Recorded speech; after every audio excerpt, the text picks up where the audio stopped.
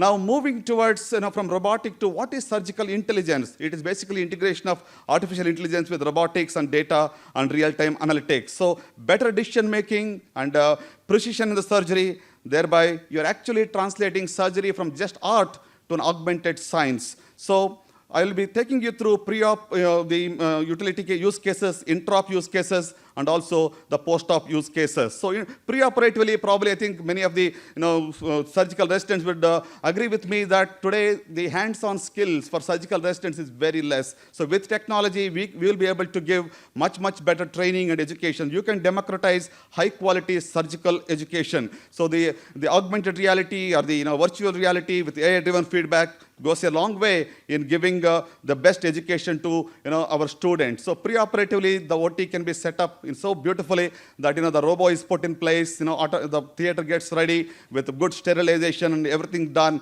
and then the surgeon enters the OR. So the smart operating room is going to be a reality very soon. So if you also look at the way it can help us, intra-operatively, I think that's where the AI integration to robotics makes a big difference. If you look at the fusion of AI into robotics, probably, it will be able to give you exact, location where you need to focus your camera on, because you can, you'll be able to do a precise robotic surgery with the help of this technology, so that the adverse events, especially the surgical value points that I've already mentioned, can be much enhanced and precise surgery can be done. So if you look at the fusion, if you see in this slide again, the more accurate and more precise, as I mentioned before, the tissue can be better visualized. As I said, the carbon dioxide helps us in doing very good planes automatically created. Short bursts of monopolar current are given with the scissor, and we're able to do more complex procedures like oncological surgeries with minimally invasive or keyhole surgery can be done. So what I need to mention here is that robotic brings stability and precision.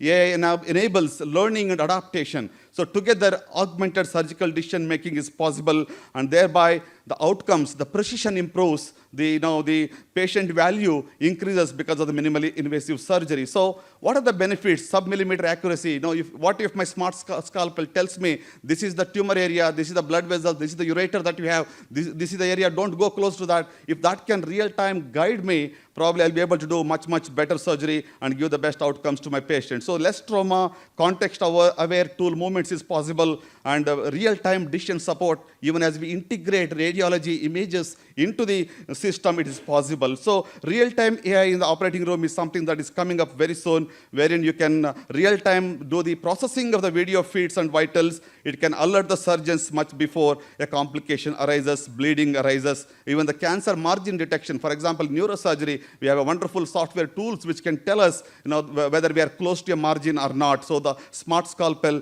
is helping us in that sense. So there's another use case of fluorescence imaging, what we call as the indocyanine green fluorescence imaging. With this, we are able to not just look at the vascularity of the blood supply, but you're also able to do less surgery based on the involvement of the lymph nodes for certain cancers. So what I mean to mention here is that this technology is helping us a big way in identifying the spread of the cancer as well, and to see which disease, which nodes are involved, and where we need to be more aggressive, where you don't have to be more aggressive, so that you can avoid an unnecessary complex surgery. For example, lymphadenectomy for all cancers is not necessary. For a good prognosis type, we can omit lymph node clearance. That's where I think the technology, especially the sentinel lymph node biopsy with indocyanine green, the indocyanine green is injected. We have the fluorescence technology in the robot.